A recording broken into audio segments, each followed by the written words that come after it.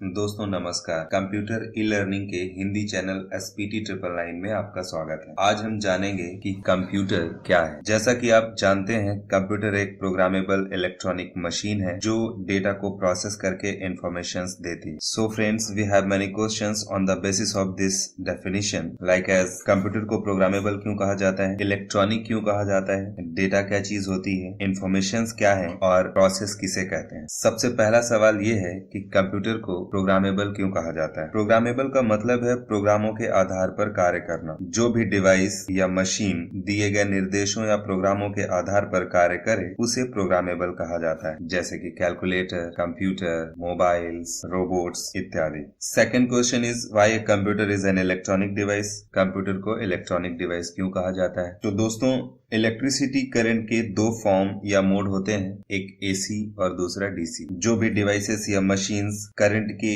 AC mode से चलती हैं या रन होती हैं उन्हें इलेक्ट्रिकल्स कहा जाता है, और जो करंट के DC मोड पर चलती हैं उन्हें इलेक्ट्रॉनिक्स कहा जाता है। कंप्यूटर भी एक ऐसी डिवाइस है जो करंट के DC मोड को यूज करती है, इसलिए कंप्यूटर को इलेक्ट्रॉनिक्स कहा जाता है। अगला टर्म आता है डेटा। डेटा क्या चीज होती है। सभी अधूरे और कच्चे तथ्य जो कंप्यूटर को दिए जाते हैं डेटा कहलाते हैं। Raw facts and figures given to the computer is called data. हम जब कंप्यूटर पे कार्य करते हैं तो अलग अलग तरह की डिवाइसेस का यूज करते हैं, जैसा कि आप स्क्रीन पर देख पा रहे होंगे। कैमरा, कीबोर्ड, माउस, माइक्रोफोन्स, ये वो डिवाइसेस हैं जिनके माध्यम से हम कंप्यूटर में डेटा फीड करते हैं या कंप्यूटर को डेटा देते हैं। इस तरह की और भी बहुत सारी डिवाइसेस हैं और इनके बारे में भी हम आगे डिस्कस करेंगे। अभी हम सिर्फ इतना समझते हैं कि डेटा क्या है। तो इन डिवाइसेस के माध्यम से जो भी चीजें रॉ फैक्ट्स एंड फिगर्स यानी मटेरियल्स कंप्यूटर को दिए जाते हैं, कंप्यूटर में फीड किए जाते हैं, उनको डेटा कहते हैं। अगला टर्म है इंफॉर्मेशन यानी कि सूचना। कंप्यूटर द्वारा प्रोसेस पूरा होने के बाद दिया गया रिजल्ट सूचना कहलाता है, यानी कि फाइनल रिजल्ट।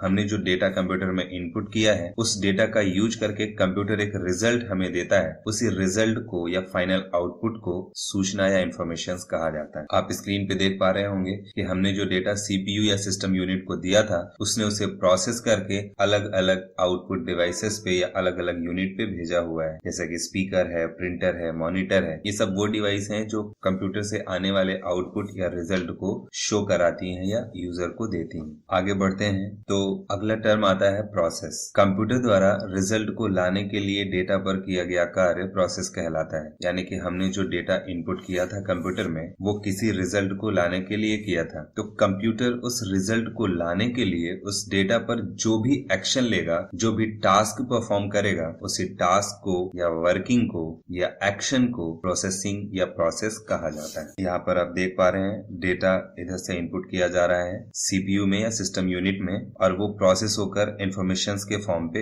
आउटपुट में आ रहा है। हम डेटा, इंफॉर्मेशंस या प्रोसेस को कुछ इस तरह से भी समझ सकते हैं। Data is a single piece of information, यानी जो इंफॉर्मेशन होती है उसका जो सिंगल पीस है उसे डेटा कहा जाता है। And information is the complete form of data. और जो डेटा हमने इनपुट किया है वो जब इंटेलिजिबल फॉर्म पे आ जाता है आफ्टर प्रोसेसिंग तो उसे हम इंफॉर्मेशंस कहते हैं। और प्रोसेस एक एक्शन है। It is the transformation of data into information, यानी इनपुट किया गया डेटा किस तरह से कन्वर्ट होकर आउटपुट में यानी कि इंफॉर्मेशंस में बदलता है, उसी एक्शन को प्रोसेस कहा जाता है। तो इस तरह से कंप्यूटर की एक कंप्लीट डेफिनेशन कंप्लीट होती है। Computer is a programmable electronic machine that accepts data for the process and produces the informations. Computer की परिभाषा समझने के बाद हम कंप्यूटर की कार्य प्रणाली को समझेंगे, means working step of computer. किस तरह से कंप्यूटर स्टेप्स लेता है और किस स्टेप पर कौन सा टास्क परफॉर्म करता है। तो सबसे पहले कंप्यूटर इनपुट लेता है, यूजर द्वारा दिए गए डेटा को एक्सेप्ट करना यानी स्वीकार करना, जिसे कंप्यूटर की टर्मिनोलॉजी में इनपुट कहा जाता है। यूजर यानी कि कंप्यूटर को ऑपरेट करने वाला, जिन्हें हम लाइववेयर भी कहते हैं। तो यूजर जो भी चीजें कंप्यूटर में फीड करता है, कंप्यूटर को देता है, उसको वो एक्सेप्ट कर लेता है और इस प्रोसेस को इनपुट कहा जाता है, और ये कंप्यूटर का पहला स्टेप। सेकेंड स्टेप पे कंप्यूटर उस इनपुट किए गए डेटा पे कुछ